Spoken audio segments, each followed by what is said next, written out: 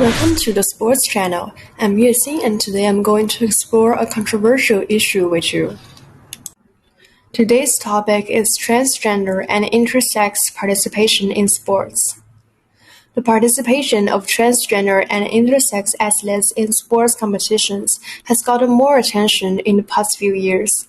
Caster Semenya, an intersex woman who was assigned female at birth, was banned from participating in races from 400 to 1,000 meters because of the new rules from the track's governing body, World Athletics. The new rules are applied to athletes who are legally female or intersex and who fall within one of the below conditions. First, have male chromosomes but not female chromosomes. Second, have testes, not ovaries. Third, have circulating testosterone in the male range but not the female range, and can make use of the testosterone circulating within their bodies. For the eligible athletes, if they want to compete in 400 to 1,000 meter races, they need to lower their testosterone level to below 5 mol per liter and keep it for 6 months and during the competition. Facing this rule, Semenya refused to follow it. She took her case to the Court of Arbitration for Sport and the Swiss Federal Tribunal, but both of them failed. After that, in 2021, she launched a new appeal to the European Court of Human Rights. In her tweet announcing the appeal, she wrote, "All we ask is to be able to run free as the strong and fearless women we are." Apart from the opposing view voiced by Semenya, this new rule really caused great debate in the public. This issue is really complex as views from different sides are both grounded and reasoned. So now I'm going to show you the overall viewpoint of the two opposite sides. Many people support the rule because they believe that this rule helps to level the playing field and provide a fair competing environment for athletes. For example, as what we have learned in the reading, Duke Law Professor Coleman believes that this rule helps to maintain competitive space and provide podium opportunities for women. As sport is divided by sex for a grounded reason, testosterone provides advantages in strength, power, and endurance.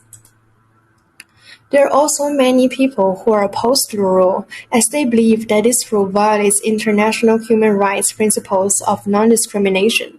Besides, as what we learned in the class, inclusivity is part of the spirit of sport, and this rule harms it. As we have learned in the lecture, this rule received great backlash, and in the US, people are largely supportive of Semenya. Lux, one of the sponsors of Semenya, launched a video campaign of Stand with Caster and said that Lux believe that women should not be judged for how they look, that no woman should ever be stripped of being a woman. After all the arguments, I guess many people are wondering, since both sides are reasonable, how can we handle this issue better? There are many suggestions for it. The first solution is that competitors would have their testosterone levels measured and then have their advantage calculated by algorithms. Then competitors will wear weighted clothes, compete on a different track, or otherwise receive a proper handicap before competing. The second solution is that the men's group could be cancelled and replaced with an open group, and athletes of any gender are allowed to compete in this group. So the reason why I choose this topic is that in recent years, this issue has been grabbing people's attention more, and there have been diverse views emerging continuously, which really attracts me to explore more. Besides, as we covered in the lecture, not only transgender intersex athletes are suffering from exclusion and not being recognized, but transgender and intersex youth in schools are also affected. For example, they may not choose to participate in sports out of fear of others' negative opinions. More attention paid to this issue may mean a better situation for them. That's all for today's Sports Channel. Thanks for listening.